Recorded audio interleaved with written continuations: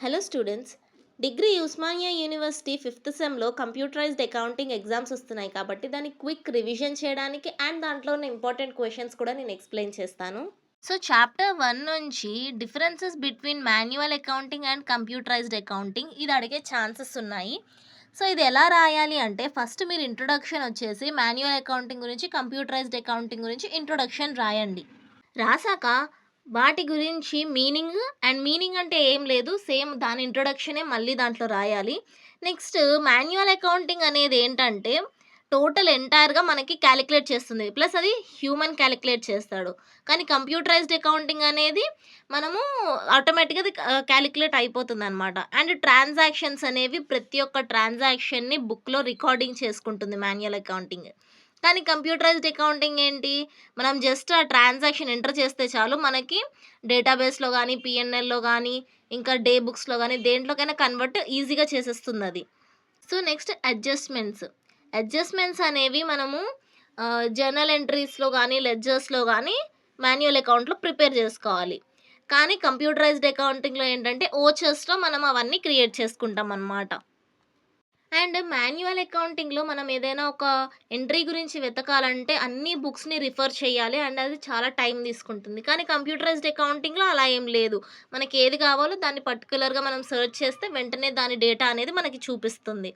So, next and కాలిక్యులేషన్‌లో గూడా manual accounting అనేది స్లోగా కాలిక్యులేట్ చేయాలి. ఒక పర్సన్ ఆ కాలిక్యులేటర్ పట్టుకొని కాలిక్యులేట్ చేయాలి. అది చాలా టైం తీసుకుంటుంది. అండ్ అది స్లోగా అవుతుంది. కంప్యూటరైజ్డ్ అకౌంటింగ్‌లో మనం జస్ట్ అమౌంట్ ఎంటర్ చేస్తే చాలు అదే ఆటోమేటిక్‌గా కాలిక్యులేట్ చేసి ఇస్తుందనమాట.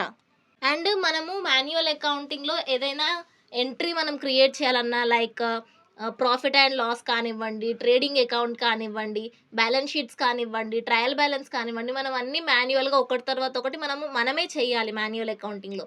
కానీ కంప్యూటరైజ్డ్ అకౌంటింగ్‌లో అలా ఏం లేదు. మనం లెడ్జర్స్ అండ్ వోచర్స్ ఇస్తే చాలు అదే ఆటోమేటిక్‌గా అన్నీ క్రియేట్ చేసేస్తుంది.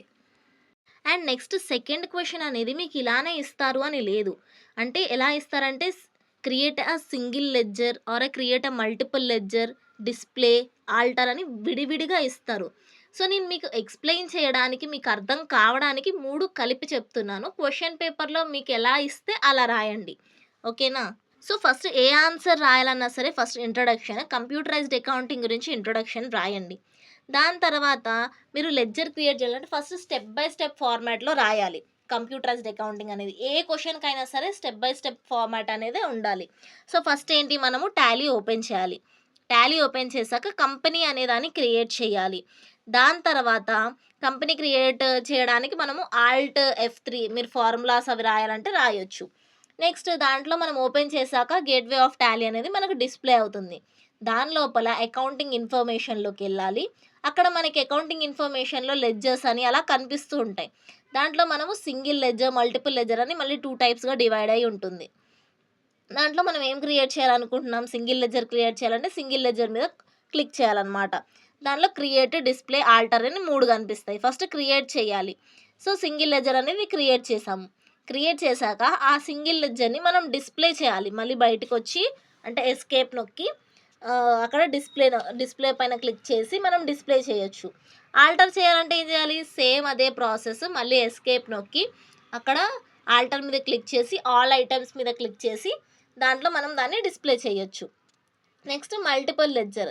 మల్టిపుల్ లెడ్జర్ కూడా సేమ్ ప్రాసెస్. ఫస్ట్ క్రియేట్ చేయాలి కాబట్టి క్రియేట్ నొక్కి ఆల్ ఐటెమ్స్ నొక్కి మనం ఏదైతే ఐటెమ్స్ అనేది ఎంటర్ చేయాలనుకుంటున్నామో అవి ఎంటర్ చేయాలి. నెక్స్ట్ మళ్ళీ ఎస్కేప్ నొక్కి అక్కడ డిస్‌ప్లే నొక్కి డిస్‌ప్లే మొత్తం చూపిస్తుంది. జస్ట్ దానిలో డిస్‌ప్లే అంటే జస్ట్ అది చూపిస్తుంది. అంటే మనం దాంట్లో ఏం ఆల్టరేషన్ చేయడానికి, మోడిఫికేషన్ చేయడానికి ఉండదు. నెక్స్ట్ మళ్ళీ ఎస్కేప్ నొక్కి ఆల్టర్ అని ఉంటుంది. ఆల్టర్ ప్రెస్ చేసి మనము ఏదైనా మోడిఫికేషన్స్ చేయాలనుకుంటే చేయొచ్చు. అండ్ మీకు నేను చెప్పేది ఇప్పుడు అంటే నార్మల్‌గా ఓరల్‌గా చెప్తున్నాను కాబట్టి మీకు అర్థం కాకపోవచ్చు. నా ఛానల్‌లో మీకు ఆల్రెడీ నేను కంప్యూటరైజ్డ్ అకౌంటింగ్ టాలీ గురించి ఆల్రెడీ ఒక వీడియో చేశాను. క్లియర్‌గా ఉంటుంది. ఒకసారి ఆ వీడియో చూస్తే మీకు అసలు ఏమేం స్క్రీన్స్ ఉన్నాయని ఒక క్లారిటీ వస్తుంది. మీకు ఒకవేళ ఇంట్రెస్ట్ ఉంటే నేను ఎండ్ స్క్రీన్స్‌లో ఆ వీడియో లింక్ అనేది ఇస్తాను. మీరు వెళ్లి చూడండి. అండ్ నేను డిస్క్రిప్షన్‌లో కూడా ఇస్తాను. సో, నెక్స్ట్ క్వెషన్ వచ్చేసి create, display and alter single group and multiple group. First అసలు సింగిల్ గ్రూప్‌ని క్రియేట్ ఎలా చేయాలో చూద్దాం. సో, మనము సేమ్ స్టెప్ మళ్ళీ టాలీ ఓపెన్ చేయాలి. కంపెనీ అనే దాన్ని క్రియేట్ చేయాలి. దాని తర్వాత మనకి గేట్‌వే ఆఫ్ టాలీలో అకౌంటింగ్ ఇన్ఫర్మేషన్ కనిపిస్తుంది. దాని మీద క్లిక్ చేస్తే మనకి గ్రూప్, లెడ్జర్ అని, వోచర్స్ టైప్స్ అని అవన్నీ కనిపిస్తాయి. సో, మనం గ్రూప్ మీద క్లిక్ చేస్తే గ్రూప్ అనేది 2 టైప్స్‌గా డివైడ్ అయ్యి ఉంటుంది. Okay. Single group and multiple group. Single గ్రూప్‌లో క్రియేట్ అనే దాని మీద క్లిక్ చేయాలి. సో, దాని మీద క్లిక్ చేస్తే ఒక స్క్రీన్ అనేది ఓపెన్ అవుతుంది. దాంట్లో మనకి నేమ్, నేమ్ అంటే మనం ఏదైతే గ్రూప్ క్రియేట్ చేయాలనుకుంటున్నామో ఒక పేరుతోటి దాని నేమ్ ఇవ్వాలి. సో, అలియాస్ అని ఉంటుంది. మీరు అలియాస్ అనేది కంపల్సరీ మెన్షన్ చేయాలి. మీరు రాసినా, రాయకపోయినా. అంటే మనం క్రియేట్ చేసిన గ్రూప్ పేరుకి అది షార్ట్‌కట్ అనమాట. సో, అలా అలియాస్ అనేది మనం ఇవ్వాలి.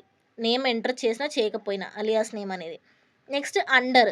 అండర్ దగ్గర మనము ఇప్పుడు ఆ గ్రూప్ పేరనేది ఉంది గదా! మనం ఎంటర్ చేసిన నేమ్, ఆ నేమ్ అసలు దేని కిందకొస్తుంది అనేది మనం ఎంటర్ చేయాలి. ఫర్ ఎగ్జాంపుల్ మనం ఒక గ్రూప్ క్రియేట్ చేస్తున్నాము. వెన్నెల అనే గ్రూప్ అనేది మనము క్రియేట్ చేస్తున్నాము. సో, వెన్నెల అనేది దేని కిందకొస్తుంది? ఐస్ క్రీమ్స్ కిందకొస్తుంది. Vennela ice cream. సో, అలాగనమాట. అండర్ అనేది ఐస్ క్రీమ్. మనం ఇచ్చే నేమ్ ఏంటిది? వెన్నెల అట్లా. నెక్స్ట్ వచ్చేసి display and alter. Display and alter ప్రతి ఒక్కదానికి సేమే ఉంటుంది. అలానే ఉంటుంది. జస్ట్ ఎస్కేప్ నొక్కి బయటికొచ్చి డిస్‌ప్లే మీద క్లిక్ చేసి ఆల్ ఐటెమ్స్ నొక్కితే డిస్‌ప్లే అవుతుంది. సేమ్ ఆల్టర్‌కి గూడా అంతే. ఎస్కేప్ నొక్కేసి బయటికొచ్చాక సేమ్ అట్లనే క్లిక్ చేస్తే ఆల్టర్ మీద మనకు ఆల్ ఐటెమ్స్ మీద క్లిక్ చేసి దాని లోపలికెళ్ళి చెక్ చేసుకోవచ్చు అండ్ మోడిఫై గూడా చేసుకోవచ్చు. So, next multiple groups. మీకు 3 స్టెప్స్ ఉంటాయమ్మా. ఫస్ట్ టాలీలోకి ఎంటర్ అవ్వాలి. దాని తర్వాత కంపెనీ అనేది క్రియేట్ చేయాలి. దాని తర్వాత అకౌంటింగ్ ఇన్ఫర్మేషన్స్‌లోకెళ్ళాలి. ఈ 3 స్టెప్స్ కంపల్సరీ మీరు దాంట్లో మెన్షన్ చెయ్యాలి. నెక్స్ట్ మల్టిపుల్ గ్రూప్స్ దగ్గర క్రియేట్ మీద క్లిక్ చేస్తే మీకు ఆల్ అండర్ గ్రూప్ అంటే మీరు ఏదైతే గ్రూప్ అనేది ఇప్పటిదాకా క్రియేట్ చేశారో సింగిల్ గ్రూప్‌లో, సో, ఆ సింగిల్ గ్రూప్ అనేది మనకి డిస్‌ప్లే చూపిస్తుంది. సో, ఆ సింగిల్ గ్రూప్‌లో మనం ఏదైతే ఇప్పుడు ఐస్ క్రీమ్స్ అనేది ఉంది అండర్. సో, ఐస్ క్రీమ్స్‌లో వెన్నెలా ఉంటుంది, బటర్ స్కాచ్ ఉంటుంది, మ్యాంగో ఐస్ క్రీమ్ అని, స్ట్రాబెర్రీ అని అలా ఉంటాయి గదా! అలా ఎంటర్ చేయాలనమాట. సో, అవి దేని కిందకొస్తాయి? ఆ గ్రూప్ నేమ్ అనేది మనము అండర్ దగ్గర ఇవ్వాలి. ఓకేనా? సో, అది మనం క్రియేట్ చేసాం. Next display same process. ఆల్టర్‌కి గూడా same process. Procure to pay ఇది మాక్సిమం షార్ట్‌కి అడుగుతారు. సో, ప్రొక్యూర్ టు పే ఏంటి అంటే ఒక మ్యానుఫ్యాక్చరింగ్ కంపెనీ అనేది దాని క్యాష్ ఫ్లోని కంట్రోల్ చేయాలనుకుంటుంది, మేనేజ్ చేయాలనుకుంటుంది అన్నప్పుడు ఈ ప్రొక్యూర్ టు పే అనేదాన్ని యూజ్ చేస్తారు. సో, మ్యానుఫ్యాక్చరింగ్ కంపెనీకి ఏంటి రా మెటీరియల్స్ వస్తుంటాయి, మ్యానుఫ్యాక్చర్డ్ అయిన గూడ్స్ వెళ్తూ ఉంటాయి. సో, రా మెటీరియల్స్ వచ్చినప్పుడు వాటి ప్రతి ఒక్క ట్రాన్సాక్షన్‌ని వాళ్ళు ఎంత పే చేస్తున్నారు, ఎంత గూడ్స్ తీసుకుంటున్నారు అనే దాన్ని మెయింటైన్ చేయడానికి ప్రొక్యూర్ టు పే అనేది యూజ్ చేస్తారనమాట. సో, దీనికొక సైకిల్ ఉంటుంది. ఆ సైకిల్ ఖచ్చితంగా వెయ్యాలి. ఇదేననమాట ఆ సైకిల్. ఒక్కసారి ఈ సైకిల్ చూస్తే మీకు ఈజీగా అర్థమవుతుంది. నెక్స్ట్ చాప్టర్ 2లో ఫస్ట్ క్వెషన్ వచ్చేసి create, display and alter of single stock group and multiple stock group. So, ఇక్కడ నేను మీకు ఒక హింట్ ఇస్తాను. అంటే మీకు రాయడానికి ఈజీ అవ్వడానికి. మీకు ఫస్ట్ చాప్టర్‌లో నేను single group and multiple group అనేది ఎక్స్‌ప్లెయిన్ చేశాను గదా! ఇది గూడా సేమ్ అలానే ఉంటుంది. కాకపోతే ఇది స్టాక్స్ గురించి ఉంటుంది. సేమ్ స్లైడ్స్ ఉంటాయి, సేమ్ ఎంట్రీస్ ఉంటాయి. కాకపోతే నేమ్ డిఫరెన్స్ అంతే. సో, మీరు ఆన్సర్ ప్రిపేర్ అయితే మీకు ఈ ఆన్సర్ అనేది చాలా ఈజీ ఉంటుంది.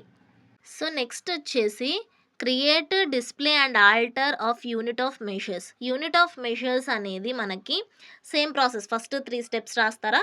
రాసాక గేట్‌వే ఆఫ్ టాలీలోకొచ్చాక మనకక్కడ ఇన్వెంటరీ ఇన్ఫర్మేషన్ అని కనిపిస్తుంది గదా! ఇన్వెంటరీ ఇన్ఫర్మేషన్ మీద క్లిక్ చేస్తే మనకి stock groups, stock items, unit of measure అని కనిపిస్తుంది. సో, అక్కడ మనం యూనిట్ ఆఫ్ మెజర్ మీద క్లిక్ చేస్తే మనకి యూనిట్ ఆఫ్ మెజర్ అనేది 2 టైప్స్ ఉంటుందనమాట. Simple and compound. So, simple అంటే ఏంటంటే నార్మల్‌గా ఇప్పుడు మనము ఒక ఐటెమ్ అనేది ప్రొడ్యూస్ చేసినప్పుడు, ఆ ఐటెమ్ అమ్మడానికి మనం ఏం చేస్తాము దాన్ని కేజీ లెక్కల్లో, లీటర్ల లెక్కలో చూస్తాం గదా!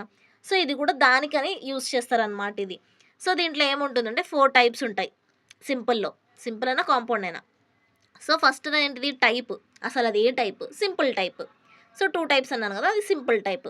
Next symbol. మనం కేజెస్ తీస్తున్నామా? లీటర్స్ తీస్తున్నామా? అనేది అక్కడ మనం ఇవ్వాలి. సింబల్ అంటే కేజీఎస్ అని అట్లా రాస్తాం గదా! అట్లా లీటర్స్ అంటే ఎల్‌టీ అన్నట్టు. Next formal name. Formal name అంటే ఇప్పుడు మనము కేజీఎస్ అని రాసాం గదా! కేజీకి. సో, కిలోగ్రామ్స్ అని మనం రాయాలన్నమాట. Next number of decimal place. So, number of decimal place అంటే మీరు ఎన్ని యూనిట్స్ ఇస్తున్నారు అన్నట్టు. 1 యూనిట్టా? 2 యూనిట్సా? అన్నట్టు అక్కడ యూనిట్స్ ఇవ్వాలన్నమాట. ఎన్ని యూనిట్స్ ప్రొడ్యూస్ చేస్తున్నారు అని. సో, దీని గురించి బ్రీఫ్‌గా ఒక 4, 5 పాయింట్లు రాస్తే సింపుల్ అయిపోతుంది. ఓకేనా? దాన్ని డిస్‌ప్లే చేయడం, ఆల్టర్ చేయడం సేమ్ ప్రాసెస్ దీనికి కూడా. నెక్స్ట్ యూనిట్స్ ఆఫ్ మెజర్స్‌లో కాంపౌండ్. సో, ఇది ఎలా ఉంటుందంటే టైప్ ఇవ్వాలి ఫస్ట్. టైప్ ఇచ్చాక మనము ఇప్పుడు దాకా చేసినవన్నిటిని మనం కేజెస్ రూపంలో డివైడ్ చేయాలి. ఓకేనా? ఇప్పుడు మీరు ఎన్ని యూనిట్స్ అనేది మీరు చేశారు. ఇప్పుడు ఫర్ ఎగ్జాంపుల్ నేను ఒక 12 యూనిట్స్ అనేవి ప్రొడ్యూస్ చేశాను. సో, కేజీకెంత అన్నట్టు అలా ఇవ్వాలనమాట. సో, దాన్ని డివైడ్ చేశాక దాని నంబర్స్ ఏంటి అంటే ఇప్పుడు నంబర్స్ ఎన్ఓఎస్ అన్నట్టు మళ్ళీ దాని ఫుల్ ఫార్మ్ ఇవ్వాలి. పీసెస్ ఎన్ని పీసెస్ చేశారు అన్నట్టు ఇవ్వాలనమాట. సో, నెక్స్ట్ క్వెషన్ వచ్చేసి create, display and alter single and multiple stock items. So, ఇదెక్కడుంటుంది? ఫస్ట్ 3 స్టెప్స్ రాసారు కదా! 3 స్టెప్స్ రాసాక మనం ఏం చేయాలి? ఇన్వెంటరీ ఇన్ఫర్మేషన్‌లోకెళ్తే మనకక్కడ stock group, stock items, unit of measures, voucher type అవన్నీ ఉంటాయి. సో, అక్కడ మనకి స్టాక్ ఐటెమ్స్ అనేవి ఉంటాయి. స్టాక్ ఐటెమ్స్ మీద మనము క్లిక్ చేస్తే మనకి single stock items and multiple stock items అనేవి కనిపిస్తాయి. సో, ఫస్ట్ మనము సింగిల్ స్టాక్ ఐటెమ్‌ని క్రియేట్ ఎలా చేయాలి చూద్దాం.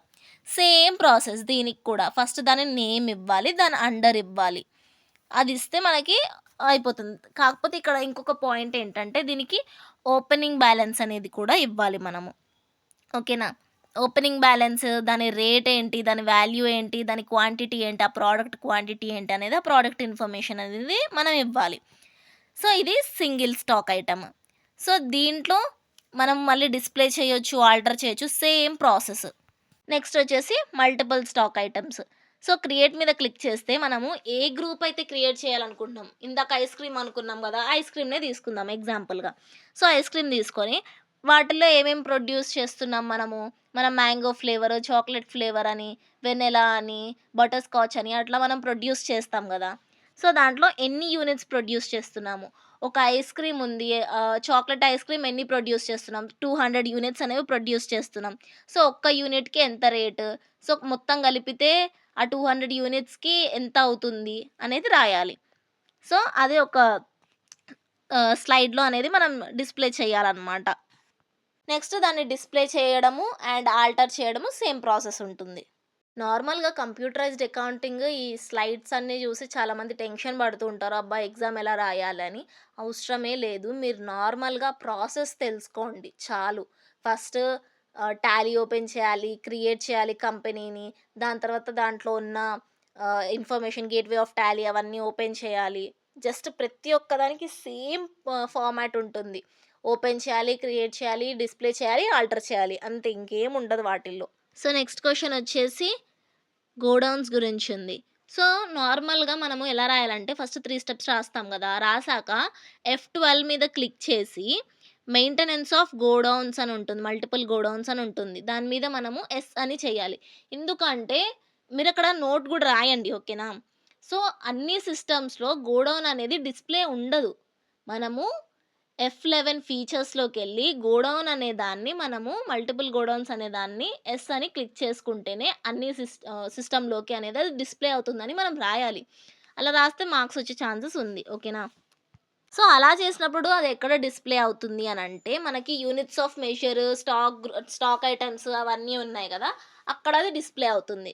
సో, మీరు గుర్తుపెట్టుకోవాల్సిందేంటంటే ఫస్ట్ చాప్టర్ మొత్తం అకౌంటింగ్ ఇన్ఫర్మేషన్స్ గురించి ఉంటుందమ్మా. సెకండ్ చాప్టర్ మొత్తం ఇన్వెంటరీ ఇన్ఫర్మేషన్స్ గురించి ఉంటుంది. అండ్ సింగిల్ గోడౌన్‌కి సేమ్ మనకి స్టాక్ ఐటెమ్స్‌కి, స్టాక్ గ్రూప్స్‌కి మనము సింగిల్‌ది క్రియేట్ చేసినప్పుడు ఏమేమి ఉంటాయి? Name, under. ఆ రెండే ఉంటాయి. అవి 2 రాస్తే సరిపోతుంది. అండ్ దీనిలో ఎక్స్‌ట్రా ఏముంటుందంటే our stock with third party అని ఉంటుంది. అంటే మన స్టాక్ థర్డ్ పార్టీ దగ్గర ఉందా? లేకపోతే థర్డ్ పార్టీ స్టాక్ మన దగ్గర ఉందా? ఆ 2 ఉంటాయి. ఆ 2 పాయింట్లు మనం చూపిస్తే సరిపోతుంది. అండ్ మల్టిపుల్ గోడౌన్‌కి కూడా సేమ్ మల్టిపుల్ గోడౌన్స్ మనం ఇంతసేపు స్టాక్ గ్రూప్స్‌కి గాని ఎలా రాసామో అలాగే మల్టిపుల్ గోడౌన్స్‌కి కూడా ఉంటుందన్నమాట. లైక్ అండర్ గోడౌన్ అని ఉంటుంది. ఏ గోడౌన్‌లో ఉంది. చందానగర్ గోడౌనో లేకపోతే అలా రాయొచ్చనమాట. నెక్స్ట్ వాటి పేర్లు. గోడౌన్‌లో ఏమేమి ఐటెమ్స్ ఉన్నాయి. అవి ఏ గోడౌన్ కింద ఉంది. అలా రాస్తే సరిపోతుంది. సో, నెక్స్ట్ క్వెషన్ వచ్చేసి create, display and alter of single and multiple stock category. అసలు స్టాక్ కేటగిరీ అంటే ఏంటి? మనం ఇప్పటిదాకా స్టాక్ గ్రూప్స్ అనేవి చేసాం కదా! ఆ స్టాక్ గ్రూప్స్‌ని డివైడ్ చేసేదాన్ని స్టాక్ కేటగిరీ అని అంటారనమాట. సో, ఈ స్టాక్ కేటగరీ ఎక్కడుంటుందంటే, ఫస్ట్ ఆఫ్ ఆల్ మనం F11లోకెళ్ళి ఫీచర్స్‌లో దాన్ని యాక్టివేట్ చేసుకోవాలి. చేసుకున్నాక మనకది ఇన్వెంటరీ ఇన్ఫర్మేషన్‌లో కనిపిస్తుంది స్టాక్ కేటగరీ అనేది. సేమ్ సింగిల్‌కెలా నేమ్ ఇవ్వాలి, అండర్ ఇవ్వాలి. అంతే. అది క్రియేట్ అయిపోతుంది. Next multiple. మల్టిపుల్ దాంట్లో సేమ్ ప్రాసెస్.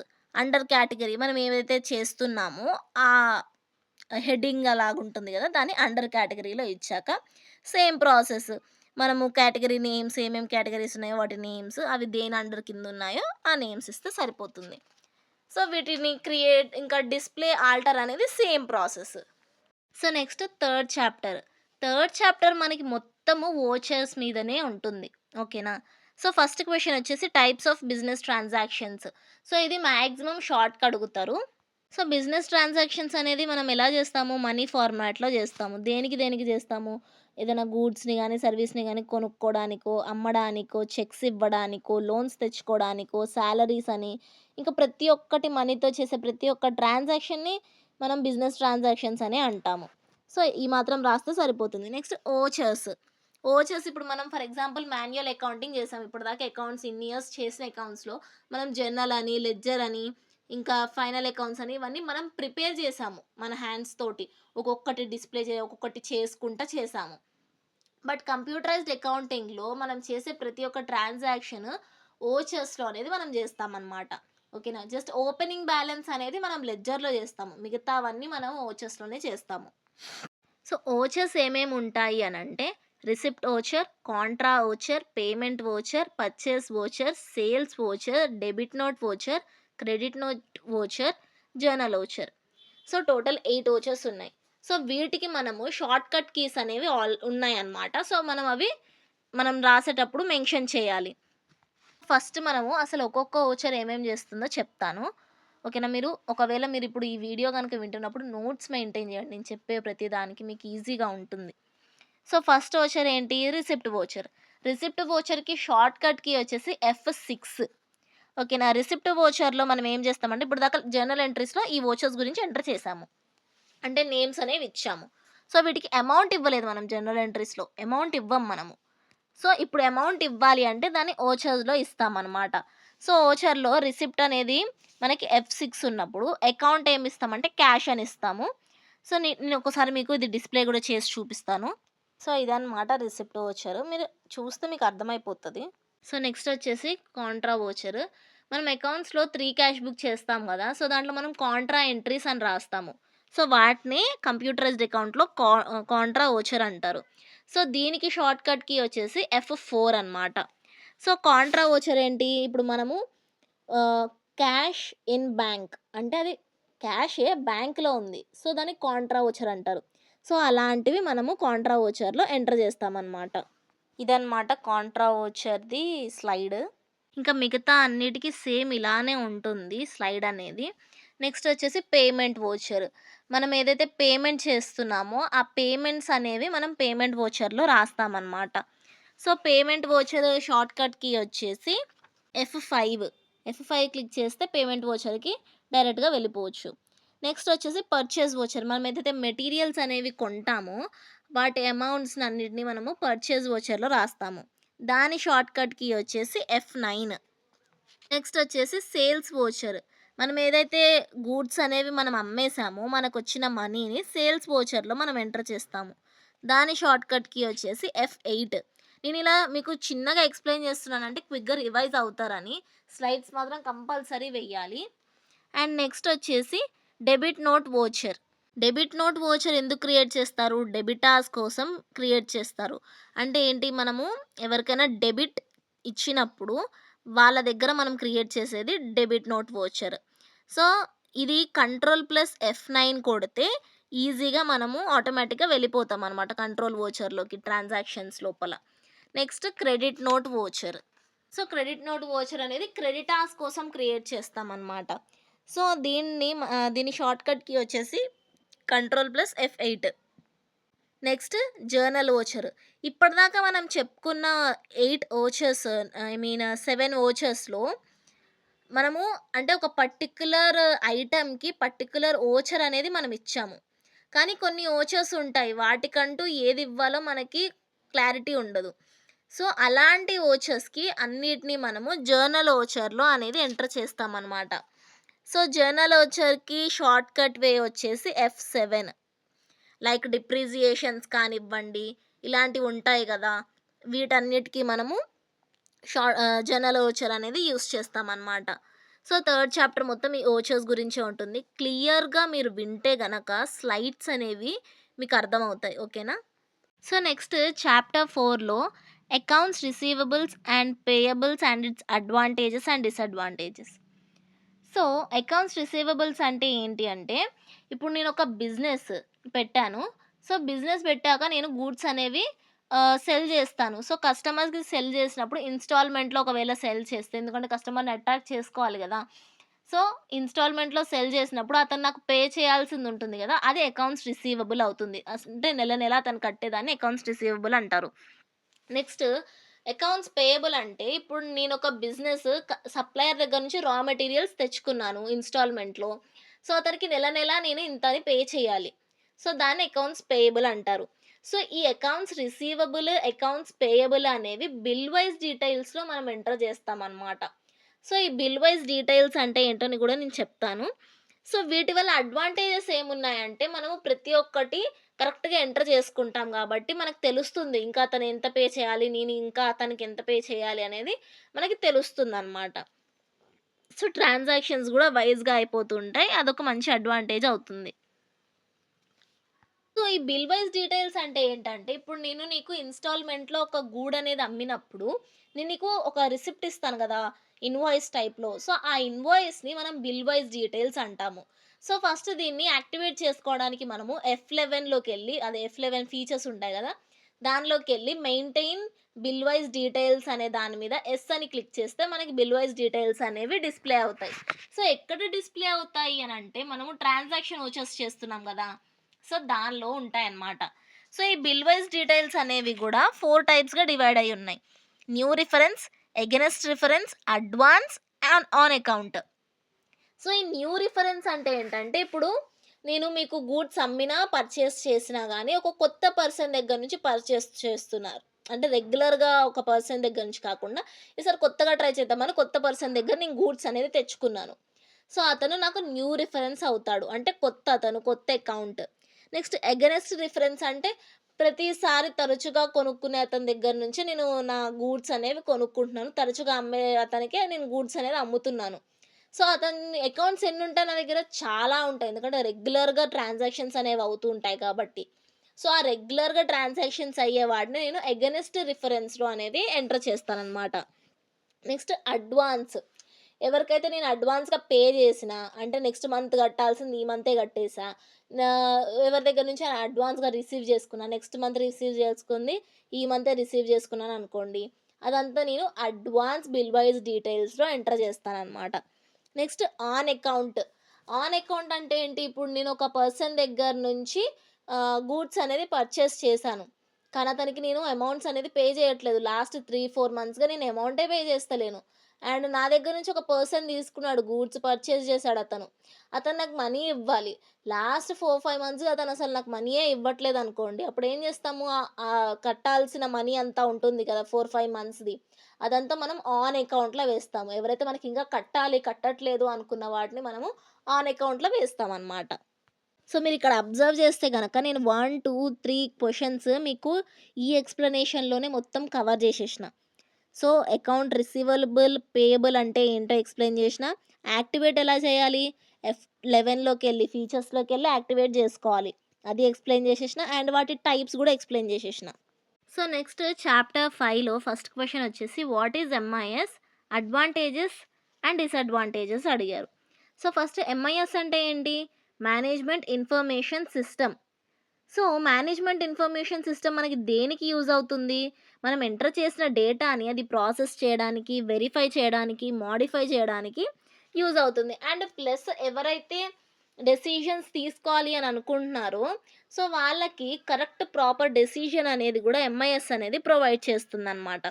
సో దీనివల్ల అడ్వాంటేజెస్ ఏంటి? డిసడ్వాంటేజెస్ ఏంటి అనంటే, సో అడ్వాంటేజెస్ ఏంటి?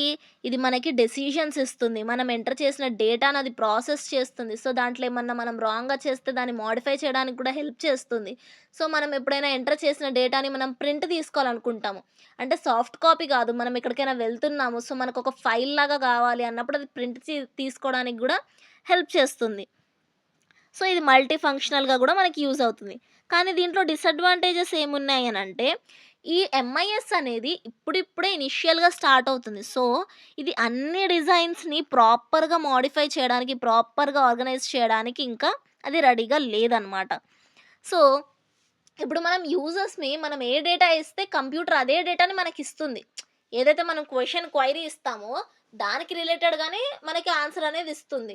మనం ఒకవేళ మనము ఎంటర్ చేసే ఇన్‌పుట్‌లో మనం ఏదైనా ఎర్రర్ అనేది చేశామనుకో, అవుట్‌పుట్ కూడా అలాగే రాంగ్‌గా వస్తుంది. సో అదొక డిసడ్వాంటేజ్. ఎందుకంటే దానికి ఓన్‌గా క్రియేట్ చేయడానికి అంటూ దానికి ఏం ఐడియాస్ ఉండవు గదా! సో అది దాని డిసడ్వాంటేజెస్ అన్నమాట. సో నెక్స్ట్ సెకండ్ క్వెషన్ నుంచి ఫిఫ్త్ క్వెషన్ వరకు నేను ఎక్స్‌ప్లెయిన్ చేస్తున్నాను. సో ఫస్ట్ ట్రయల్ బ్యాలెన్స్ ఎలా మనము డిస్‌ప్లే చేయాలి లైక్ వ్యూ అంటే చూడాలి అనంటే, ఫస్ట్ స్టెప్స్ అన్నీ ఒకటేనమ్మా. ఫస్ట్ మనము టాలీ అనేది ఓపెన్ చేయాలి. కంపెనీ క్రియేట్ చేయాలి.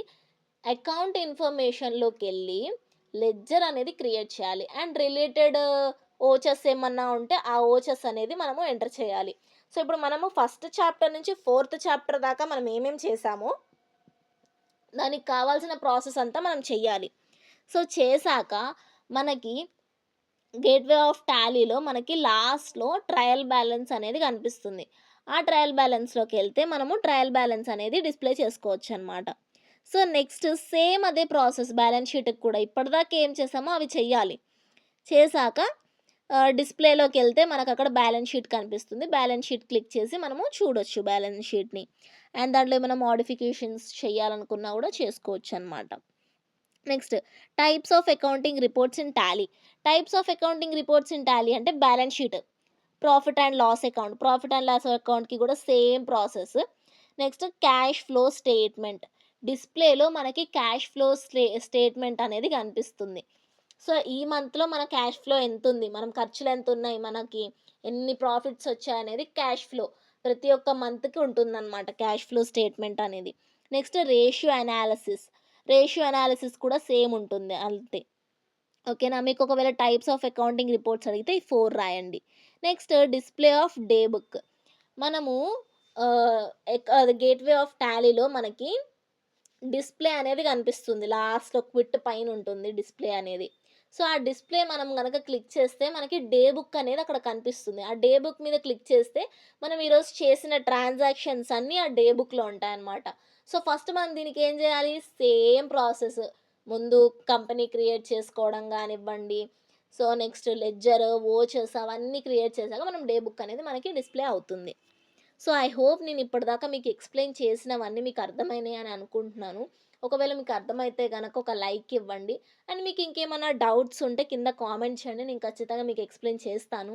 అండ్ ఈ వీడియోని మీ ఫ్రెండ్స్‌కి గూడా షేర్ చేస్తే వాళ్ళు గూడా నేర్చుకుంటారు. సో, ఐ హోప్ మీకంతా అర్థమైందనే అనుకుంటున్నాను. And all the best for your exams. మంచిగా రాయండి.